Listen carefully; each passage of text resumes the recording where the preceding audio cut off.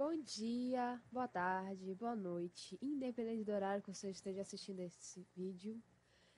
Meu nome é Anitta, sou aluna de biotecnologia da UFPA. Esse é o meu trabalho, primeira avaliação de termodinâmica, referente ao capítulo 16, no ponto especial 16.1. Falarei sobre a transição hélice-cadeia randômica nos polipeptídeos. Antes de ir para a parte termodinâmica, eu vou comentar rapidamente sobre a bioquímica de polipeptídeos. Primeiramente, todo mundo sabe que para as proteínas entrarem numa conformação mais estável, elas ficam em duas formas no estágio secundário. Ficam ou em formato de hélice ou em formato de folha. Porém, além dessas duas que são super comentadas, existe uma terceira forma. É uma forma mais diferente, digamos assim, que é a forma randômica, que é a que está presente neste lado aqui.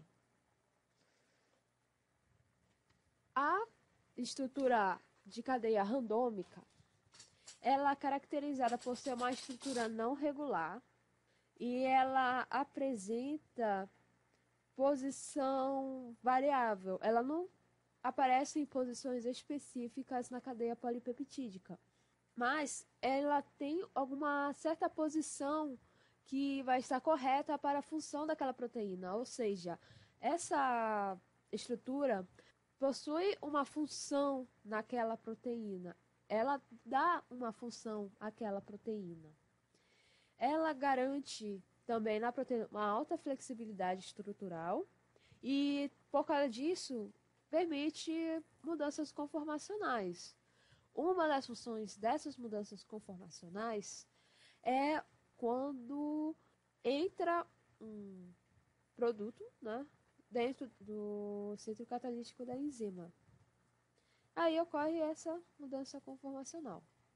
Essa transição, ela geralmente ocorre quando ele é, digamos assim, incentivado a essa mudança devido a alguma mudança ambiental, por exemplo. E essa mudança, ela tem uma característica, que é o seguinte: essa cadeia randômica, ela tem uma transição cooperativa. Também vou comentar sobre isso mais adiante. Pois, iniciado o processo de transformação da estrutura de hélice para a estrutura randômica, o processo ele continua de maneira mais fluida do que quando iniciou.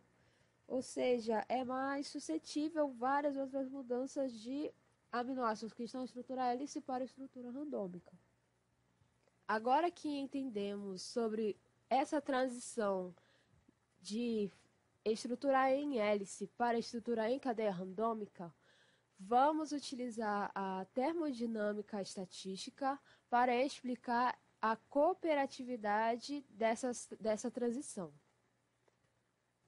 Para ilustrar esse processo, nós faremos o seguinte: nós consideraremos H como sendo uma figura para demonstrar que o aminoácido está na estrutura em hélice, e C para ilustrar que o aminoácido está na estrutura de cadeia randômica.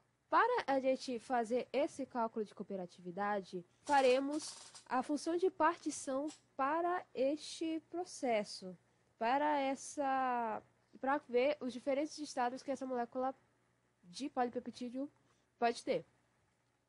Consideraremos inicialmente Q0 sendo polipeptídeos somente com estruturas em hélice. Ou seja, já que estamos considerando com 4 aminoácidos, serão 4 Hs. E Q4 para um polipeptídeo que está somente em cadeia randômica.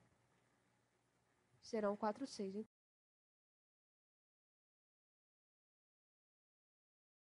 Para fazer o cálculo de todos os possíveis estados, nós faremos a somatória de todos esses possíveis estados. Então, o que é a função parcial total do polipeptídeo seria igual a Q0, que é o H, H, H e H, mais Q1. Aqui nós temos uma pequena observação. Q1 vai simbolizar que é um polipeptídeo que possui uma cadeia randômica. Mas esse Q1 vai simbolizar apenas um estado da cadeia randômica. Como assim? Eu vou mostrar aqui para ficar mais entendível. Sabendo que temos um aminoácido com cadeia randômica, esse aminoácido pode estar localizado em qualquer lugar do polipeptídeo. Ou seja, nós podemos ter em Q1 esse estado, podemos ter este outro estado, esse aqui, e este aqui. Ou seja, nós não temos aqui um único estado, nós temos aqui 4 estados. Então, esse Q1 não pode ficar aqui sozinho, ele vai ter que vir multiplicado por 4. Ok? A partir daí, com esse mesmo pensamento, nós iremos fazer o resto da função. Ou seja, para Q2, nós teremos 6 estados. São 6 vezes Q2, mais 4Q3, mais Q4, que é essa forma aqui. Ok? Supomos agora que cada função de partição vai diferir de Q0 somente pela energia de cada conformação relativa a H dos 4 aminoácidos. Então, podemos escrever que QI sobre Q0 vai ser igual ao número de Euler elevado a menos I menos E0 dividido por KT. Ajustando essa fórmula aqui, nós teremos que Q será igual a Q0 vezes 1 mais 4Q1 dividido por Q0 mais 6 vezes Q2 dividido por Q0 mais 4Q3 dividido por Q0 e mais Q4 dividido por Q0. Agora, se considerarmos que toda e qualquer transformação em forma de hélice para formato de cadeia randômica tiver a mesma variação de energia, independentemente da sua localização, de quais são seus vizinhos do aminoácido, vamos considerar que toda essa variação de energia será igual para todos os aminoácidos. EI menos E0 será igual a gama vezes o número de aminoácidos que estão no estado de cadeia randômica. Agora substituiremos esse resultado bem aqui e nós teremos uma simplificação onde QI sobre Q0 será igual ao número de Euler menos gama vezes I dividido por KT. Observamos então que a única coisa aqui que mudará será o I. Agora, Pegaremos essa fórmula aqui e colocaremos aqui de uma maneira simplificada. Primeiro, nós temos que isolar o i dessa equação aqui, para podermos aplicar aqui de maneira simplificada.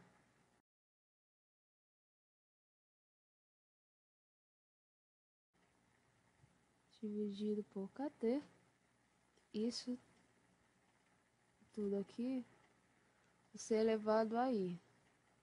Esse fator aqui dentro do parênteses chamaremos de s. Mais tarde eu falarei sobre esse s.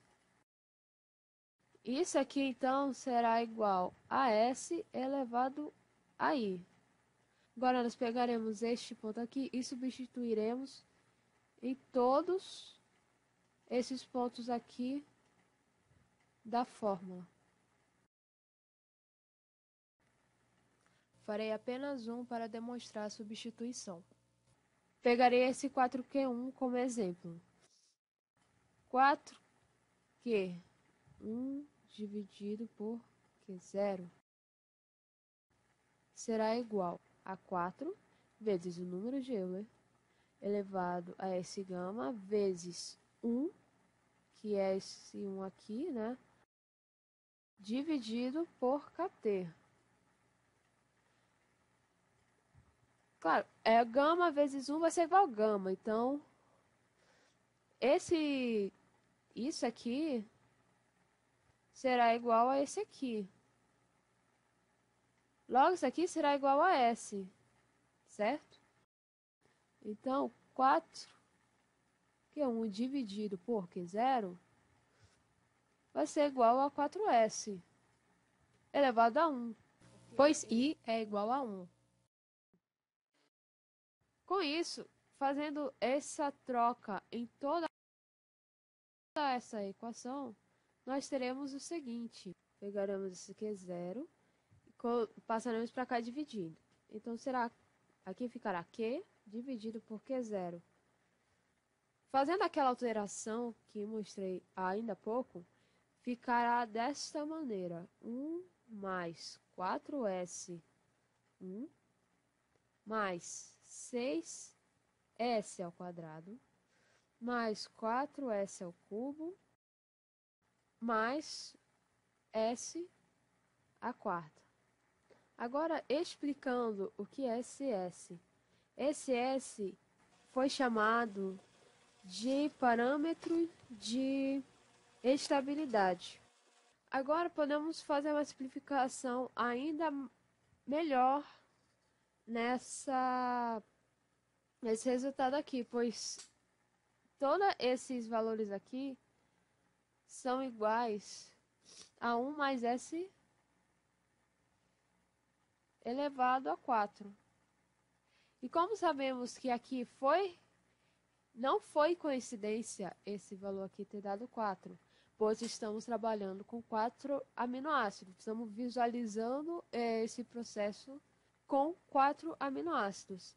Então, para qualquer quantidade de aminoácidos que tenha na nossa cadeia polipeptídica, podemos simplesmente trocar esse 4 por N. Então, Q sobre Q0 vai ser igual a 1 mais S, que é o parâmetro de estabilidade, elevado a N. Essa é a nossa função de partição para quando não há uma diferença de energia, independente de onde o aminoácido estiver, no momento que ele ter a transição de formato em hélice para formato em cadeia randômica. Essa equação ela é muito limitada. Por quê? Como comentei anteriormente, quando um aminoácido ele sofre essa transição de hélice para a cadeia randômica, as próximas reações, as próximas transições são muito mais fáceis de ocorrer. Primeiramente, digamos que eu tenha esta cadeia polipeptídica. onde este aminoácido está na estrutura de cadeia randômica. O que ocorre na realidade é que é mais provável que eu tenha uma mudança de estrutura neste aminoácido aqui ou nesse, ou seja, que são vizinhos a essa estrutura aqui, do que, por exemplo, neste aqui. Ou seja, é mais fácil ocorrer esta transição aqui do que essa aqui.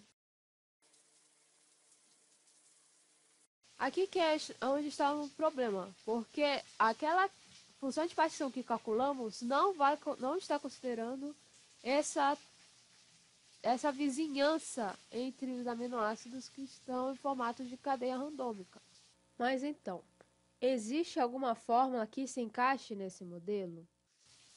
Essa fórmula aqui é onde iremos calcular um grau de conversão de polipeptídeo em uma cadeia randômica, em que o θ, que é o grau de conversão, será igual ao número médio de resíduos randômicos dividido pelo número total de resíduos. Determinados valores de sigma e S irão nos dar este gráfico. Esse gráfico nos mostra o seguinte: quanto mais S se aproxima de 1, vemos que maior é a probabilidade de ocorrer uma conversão de aminoácido de estrutura em hélice para estrutura randômica. Outra coisa observada é que quanto menor o parâmetro sigma, mais acentuada, ou seja, mais cooperativa é essa transição. Além disso, quanto mais difícil for essa transição, quando ela ocorrer, mais ela vai ser cooperativa, mais ela vai ser fácil, rápida de acontecer. Pessoal, é isso. Obrigada pela atenção e a paciência. Até a próxima.